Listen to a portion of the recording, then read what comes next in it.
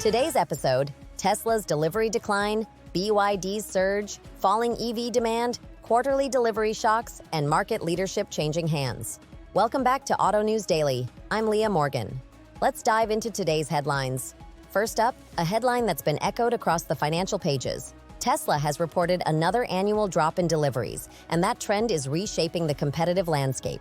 Reports indicate this is the second consecutive year of weaker deliveries for the company, a development that has reverberated through investor circles and among suppliers. The decline is prompting fresh scrutiny of Tesla's growth model, from production pacing and pricing strategies to how it balances volume with profitability as competitors step up their game.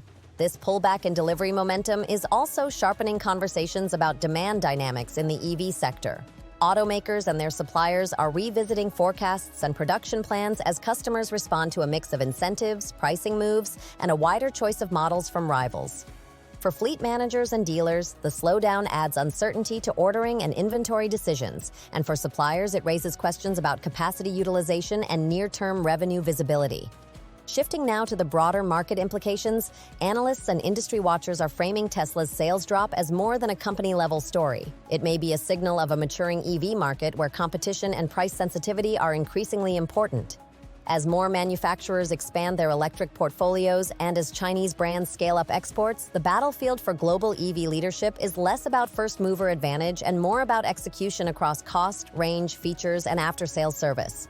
That shift often translates into more aggressive pricing and feature adjustments, which can compress margins across the ecosystem. Next, let's look at how one of Tesla's chief challengers has moved into the spotlight. BYD has overtaken Tesla in global sales, a change that marks a major milestone in the EV market.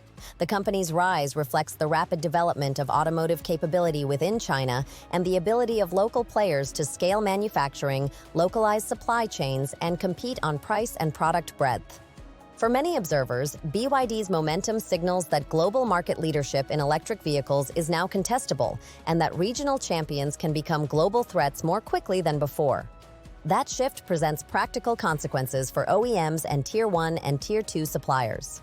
Suppliers who have long prioritized relationships with legacy Western automakers now face the reality that Chinese manufacturers will be meaningful buyers for components and systems on a global scale.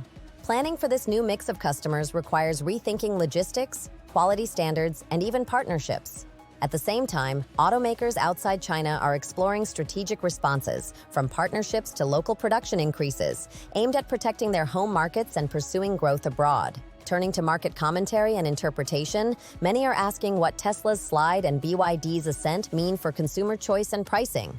Increased competition typically benefits buyers through lower prices, more options, and faster innovation cycles. However, it also raises the stakes for companies that must invest heavily in software, battery technology, and charging infrastructure to differentiate. The winners in this more competitive environment will likely be those who can combine compelling products with efficient manufacturing and a resilient supply chain. Let's examine the immediate financial and operational signals. Quarterly delivery reports have shown signs of strain, with one major automaker reporting deliveries below expectations. Quarterly delivery declines can be an early indicator of softer consumer demand or a sign that price-sensitive segments are shifting toward offers from new entrants. For management teams, lower-than-expected deliveries force difficult decisions about inventory, production cadence, and marketing spend. And for investors, they prompt a reassessment of growth trajectories and valuation assumptions. Lower EV demand in certain markets is already nudging companies to refine their strategies. Some are leaning into targeted incentives or region-specific models, while others are accelerating cost reduction plans in manufacturing and materials sourcing. For suppliers, the cadence of orders matters. Smoothing orders through contract renegotiation or diversifying client bases can help manage peaks and troughs. The next few quarters will be telling. If demand recovers, companies that maintained flexibility will benefit. But if softness persists, more significant adjustments may be needed. Another angle to consider is the strategic response from established players that are not seeing the same kind of growth. For them, the question is how to protect share and margin in a landscape where entrants from different regions offer competitive alternatives.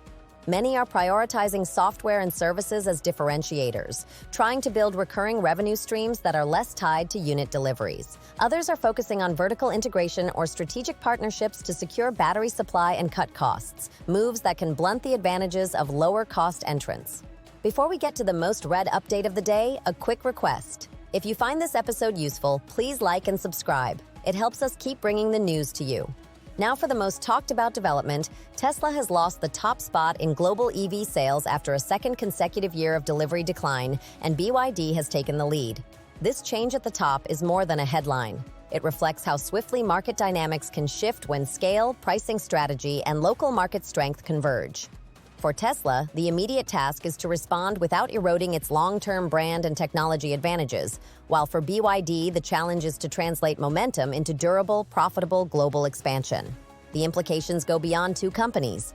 Investors and industry leaders are reassessing risk and opportunity across the supply chain, from battery makers to parts suppliers and software providers. Governments and regulators will watch closely too, since shifts in market leadership can influence trade patterns and policy debates on where to incentivize local industry.